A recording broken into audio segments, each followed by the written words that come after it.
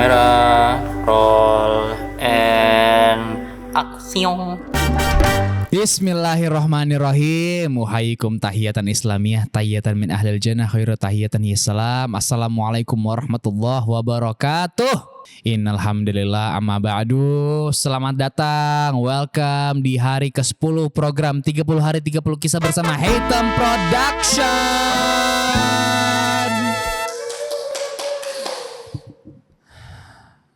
Audiensnya makin berkurang guys hari ke-10. Ya lagi pada sibuk. Ya kemarin kita udah cerita banyak banget tentang Muhammad Al-Fatih, Salahuddin Al-Ayyubi, Lubna Al-Qurtuba, Malcolm X, Perang Jamal. Banyak cerita yang udah kita kasih ya. Hari ini kita akan sedikit mengulas salah satu dinasti kejayaan Islam, ya, yaitu dinasti kekhalifahan Umayyah. Kita akan berbicara tentang kekuasaannya, ekspansi, warisan, sejarah dan sebagainya. Maka langsung saja kita flashback ke sejarah kekhalifahan Umayyah, ya. Kekhalifahan Bani Umayyah ini tuh merupakan salah satu dinasti terbesar ya dalam sejarah Islam. Dia tuh berdiri setelah kekhalifahan Rasyidin, ya. Dinasti ini tuh didirikan pada tahun 660 apa 660-an lebih pada Masehi oleh ya laulahu man siwahu Muawiyah bin Abi Sufyan, ya, salah seorang sahabat Nabi Muhammad SAW yang berasal dari keluarga Quraisy. Dia ini dikenal dengan orang dengan latar belakang politik militer yang kuat, ya.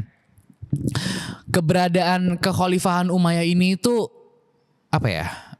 Mengakhiri periode kekhalifahan Rasyidin yang berakhir setelah terbunuhnya Khalifah Ali bin Abi Thalib, ya, menjadi awal transisi peralihan besar terhadap salah satu pemerintahan Islam, ya.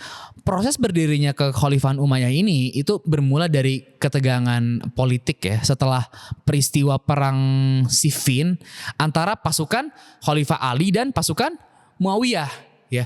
Ketika Khalifah Ali terbunuh pada tahun 661 Masehi, ya, pasukan Muawiyah ini, ya benar berarti tahun 661 Masehi, ya tadi gue lupa tahun berdiri kapan ya.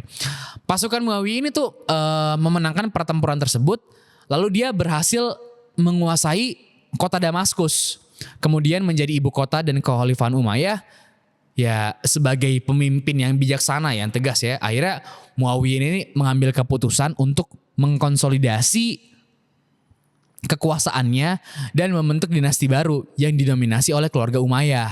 Nah, maka berdirilah Bani Umayyah.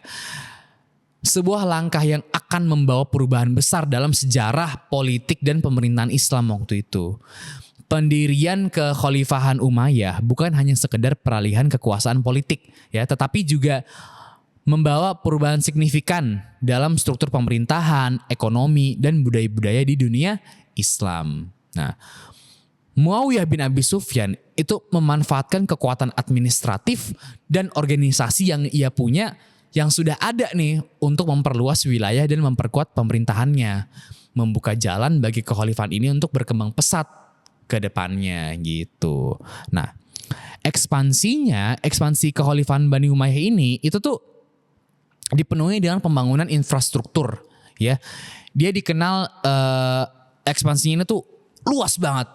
Di bawah kepemimpinan Muawiyah bin Abi Sufyan, penerus-penerusnya ada Yazid bin Muawiyah, ada Abdul Malik bin Marwan, ya.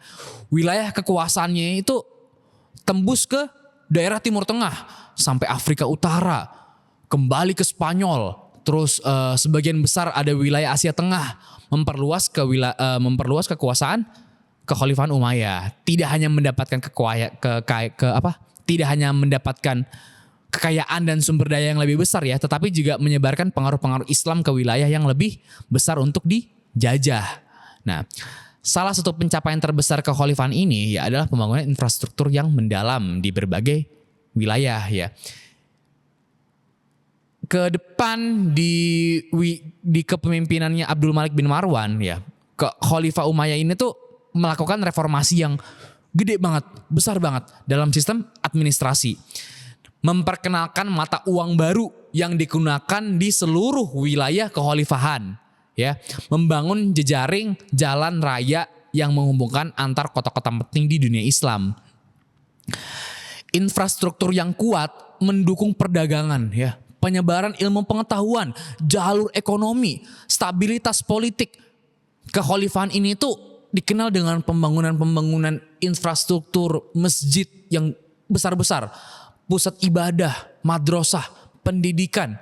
Ya, yang paling terkenal yang kita tahu ya Masjid Al-Aqsa. Masjid Al-Aqsa di Yerusalem dan Masjid Umayyah di Damaskus. Ini yang menjadi simbol utama pembangunan di Kekhalifahan Umayyah.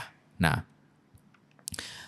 pembangunan masjid ini tuh tujuannya bukan hanya sebagai tempat ibadah, ya, tetapi juga sebagai pusat kegiatan ilmiah, sosial masyarakat, politik, bantuan konsolidasi pengaruh Islam di wilayah-wilayah yang luas, which is waktu itu wilayah Yerusalem.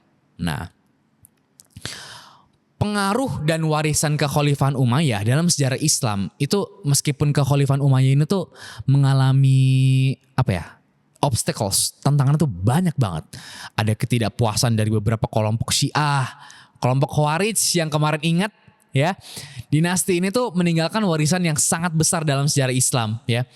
Di bawah kekuasaan Umayyah, dunia Islam ini tuh lebih terorganisir. Adanya pemerintahan yang kuat di daerah Damaskus, wilayah-wilayah yang berkembang pesat aspek kehidupan masyarakatnya, ya. Di bidang kebudayaan, Kekhalifahan ini tuh sangat inovatif, sangat kreatif di bidang seni, arsitektur, dan bahasa Arab, ya. Seiring dengan semakin luasnya wilayah yang dikuasai oleh Kekhalifahan Umayyah, ya, bahasa Arab ya menjadi bahasa utama administrasi dan perdagangan waktu itu, membantu menyatukan berbagai bangsa dan budaya di bawah pemerintahan Kekhalifahan Umayyah. Nah, jelas banget nih desain-desain masjidnya, bangunan-bangunannya, ya, menggabungkan unsur tradisional Arab dan pengaruh Persia dan Bizantium. Nah, menciptakan gaya-gaya arsitektur Islam yang khas deh. Ya, kalau misalnya lo ngeliat ini ya, ini Islam banget, ya. Ya, meskipun Umayyah berhasil mengkonsolidasi kekuasaan dan memperluas wilayah, ya. Namun pemerintahan mereka ini tuh kayak tidak bebas, tidak bisa lari dari konflik internal dan ketegangan antar kelompok-kelompok masyarakat Islam.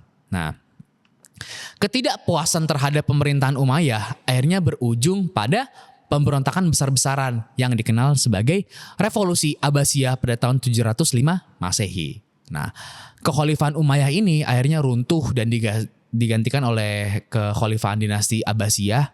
Warisan mereka namun tetap berlanjut melalui pengaruh budaya, politik, apapun yang mereka tanam di sini.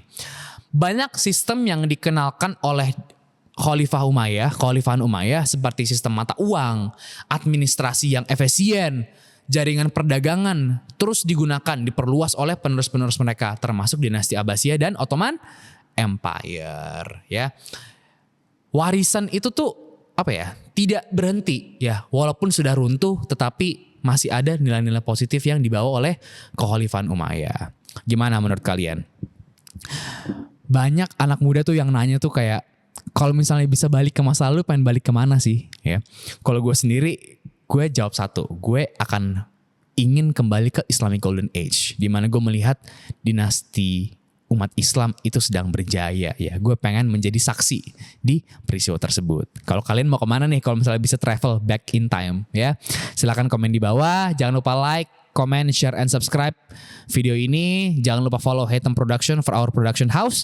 Jangan lupa follow Hatem Hub untuk konten kreatif dan inovatif kita. Kurang lebihnya mohon maaf. Gue Muhammad Atsir pamit undur diri. Wassalamualaikum warahmatullahi wabarakatuh.